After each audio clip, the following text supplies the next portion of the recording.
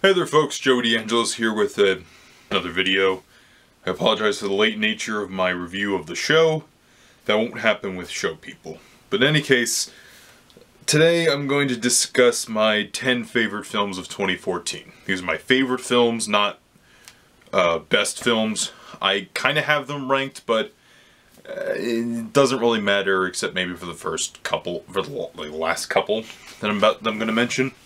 So I didn't see Boyhood. There's a couple of them I wish I had seen, but I just wanted to make this list because I was in the mood to make a video.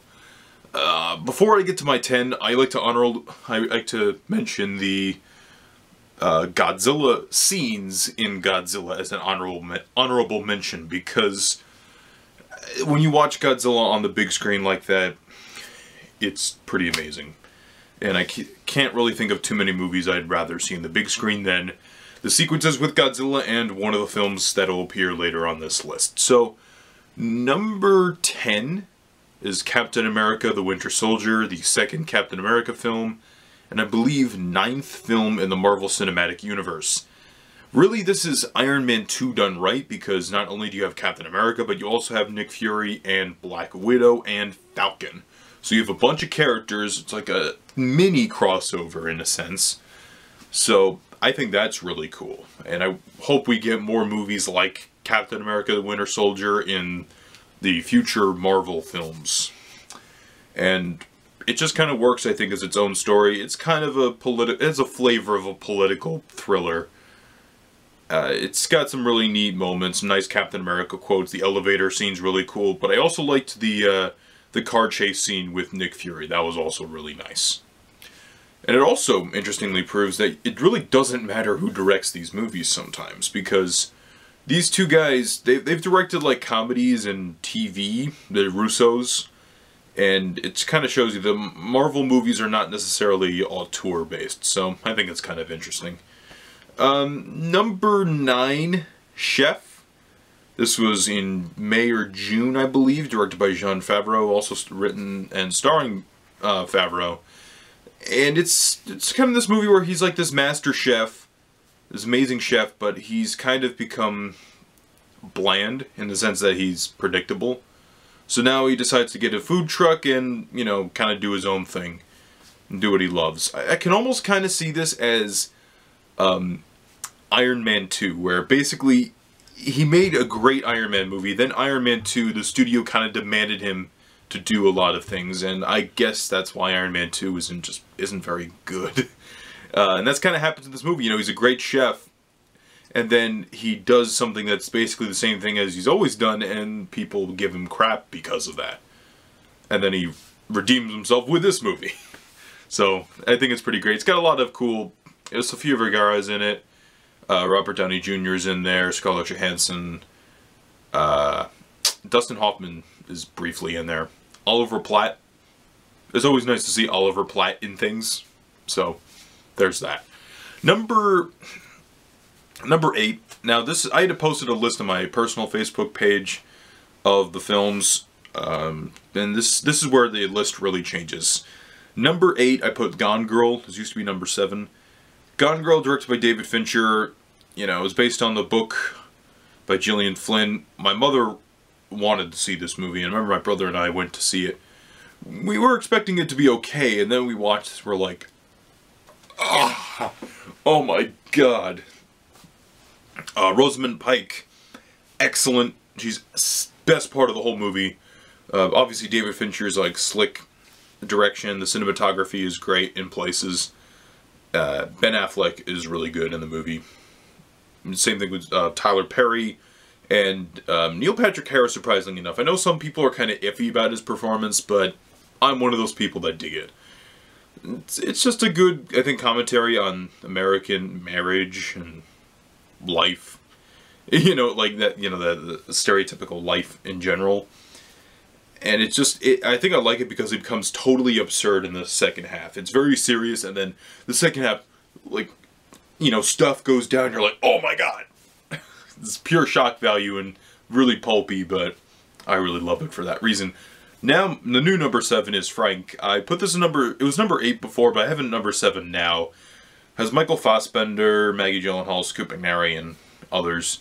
Basically, you have a young keyboardist. I forgot the actor's name, but he joins the band, the Sormpuffs. It's a name that people have 80 zillion pronunciations for, and none of them are really the correct one, so the Sormpuffs, I'm going to call them. And the main character of this band is Frank, played by Michael Fassbender, wears this mask, like the person Frank Sidebottom. So, you know, it's them creating music. The keyboardist eventually gets the band a gig at South by Southwest, and they feel kind of conflicted. It's kind of a movie I really like.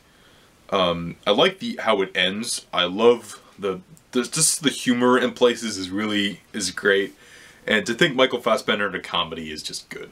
So I think he'll be he's not going to be recognized for an Oscar or anything like that, but it's one of those really good performances of 2014 by Michael Fassbender. Just, I think a really good tone, has some good messages and ideas. You should check out Frank. I believe it's coming on Netflix in the near future, so look out for that. Number 6, Guardians of the Galaxy. Guardians is, yeah, you might be surprised that it's not my top 5, but I have it here because everyone else is going to put in their top 5, plus there were just 5 other movies I liked better this year. Guardians is pretty great for the most part. Even some of the stuff that I don't like, I like. I'll explain why. Like Ronan the Accuser, the villain played by Lee Pace, he works for the movie, and a lot of people I don't think realize that. They kind of just see him as just another dumb Marvel villain, but he kind of works in the sense that it contrasts with the silliness of the you know, main Guardians of the Galaxy, those heroes, and then he is just overly serious. I am Ronan the Accuser. And it's just, and when they start breakdancing in the end, he's like, "What is this?" And it's so funny. Definitely better than stupid Malekith from Gosh Darn Thor. And I know people tell me, "Oh, he had scenes cut out." I don't care. Those scenes should have been in the movie end because that was terrible, that villain. But Guardians, obviously Chris Pratt's great. Dave Bautista really surprised me in this movie as Drax, and I can't wait to see what they do with this premise in Guardians 2. And at the end of the day, we can really confirm that Marvel can do anything. If they can release Guardians of the Galaxy as a mainstream motion picture and make over $700 million worldwide, they can do anything. So, there's that. And that's scary and also kind of cool. Good for Marvel. So, number 5, we're getting in the top 5 here, The Grand Budapest Hotel. This isn't my favorite Wes Anderson film, although I might put it like number 3, because I love Royal Tenenbaums and I love Fantastic Mr. Fox. I think I like this movie a lot because of its really artificial world. It's like a nice little world that Wes Anderson creates, but by the end of the movie, when you realize that world really no longer exists, you're kind of left with this melancholy feeling, and I love movies like that. We have such a great time throughout the movie, but you're so sad it's over because the world that the characters inhabit can no longer exist, or really never has existed. Ralph Fiennes, great performance by him as Monsieur Gustav H. He's just a great character. It's a pretty solid cast overall, I would say. I like Adrian Brody's ridiculous scenes as his as this homophobic son of this really rich lady. Like, there's some scenes in him that's hilarious. I like Jeff Goldblum in the movie. I also love F. Murray Abraham. He's a great actor, and I love him in Amadeus. And obviously, this movie is probably more Wes Anderson-y than any of his other movies. Check it out, though. It's pretty great. Number 4, Dawn of the Planet of the Apes. I'm a huge Planet of the Apes fan. Like, I don't know if you can see those right there, but yep. These are my Apes, some of my Apes figures. And I have all the movies on Blu-ray, even the Tim Burton one. I have the 2 TV series. I have books on Planet of the Apes. I love Planet of the Apes. It might be one of my favorite film franchises.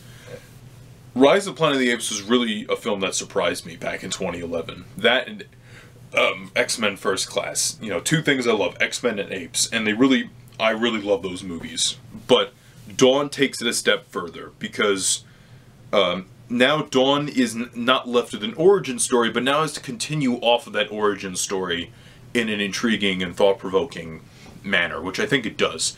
Andy Serkis continues to be the master of motion capture. He's excellent in the film.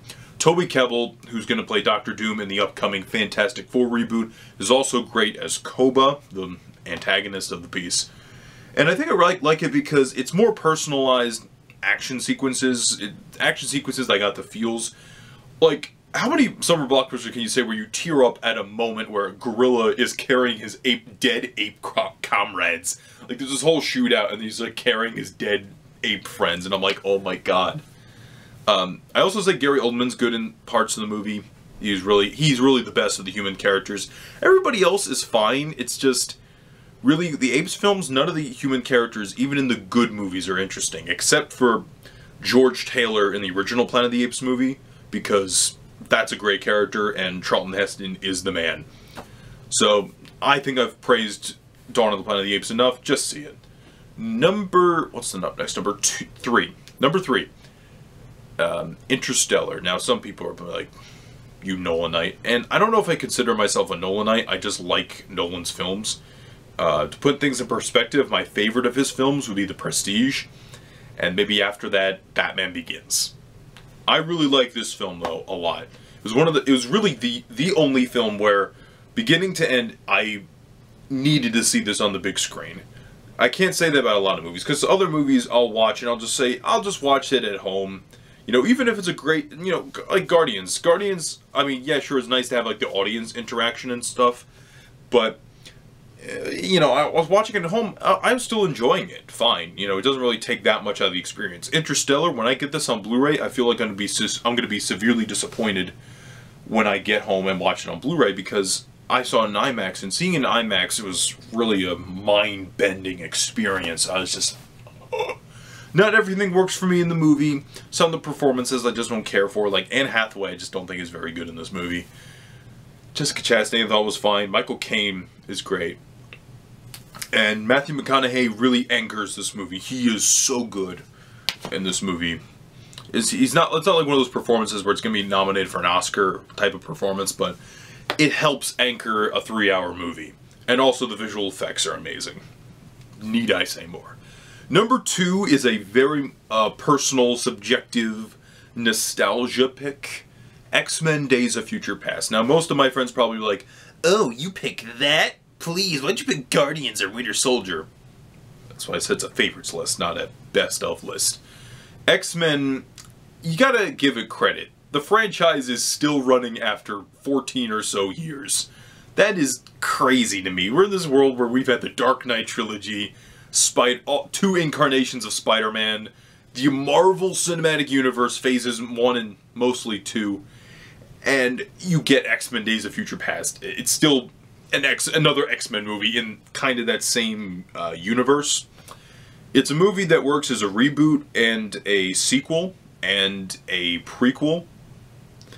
And it's a great continuation, but also, if this was the last X-Men movie, it would work as a perfect ending to the whole series. There's mostly good performances. Hugh Jackman's always great as Wolverine.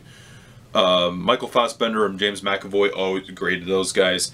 Peter Dinklage as Bolivar Trask, good stuff. I feel Jennifer Lawrence, out of the key players in the movie, not counting the mutants that were just there just to get killed, she might be the weakest link. She's not terrible, but she looks bored in the movie, so I have to point that out. I really like the action scenes, and it was the one X-Men movie where I felt like I was a kid watching the X-Men cartoon. And I think it shows that the X-Men franchise has come a long way since 2000, which is amazing. And even 2003, which is when I was first introduced to the franchise with X2. And just listening to that John Ottman X2 theme gave me a lot of emotions. I was just tearing up when I was listening to that theme, because that just defines me. That just defines my my preteen years. But interesting, this was the only X-Men movie I saw more than once in the theaters. I saw it twice. Usually I only see them once. Not because they're bad, but because I just generally don't have enough time to see them. And then number 1, Birdman. I saw this movie twice. It's one of those movies where I could see myself putting it on my favorites of all time list. It's just most of you probably know the story. It's like a washed up actor who was famous for playing a superhero is trying to start up a play, write, direct, and star in a play and redeem his career, so to speak. Michael Keaton is fantastic in the movie. Like, he is so good as Regan Thompson. You hate him, but also you pity him at the same time. Ed Norton steals every scene he's in. He's pretty great. And Emma Stone is fantastic. I've never seen her better, which is interesting. It's interesting because you have Michael Keaton, Batman, Ed Norton was the Hulk, and you have Emma Stone, who was Gwen Stacy, who was axed off in The Amazing Spider-Man 2. So these people were just not really involved in superhero movies anymore, just kind of in this movie. There's a lot of things it attacks, like critics. It attacks, like, Hollywood actors going to Broadway. There's a lot of things it tackles. Also, there's the gimmick of shooting it in a manner where it appears as though it's shot in one take. That gimmick's not distracting enough for me just to call it a gimmick, because I think the script and the performances, also the score in the movie, are all rather strong. Definitely see Birdman, and I can't wait for this movie to come out on Blu-ray. And those are just my favorite movies of the year. If you want to post your favorites, please, by all means, comment below. What are your least favorites? I'm going to post the least favorites of the year in perhaps a couple days. So, thank you guys for watching.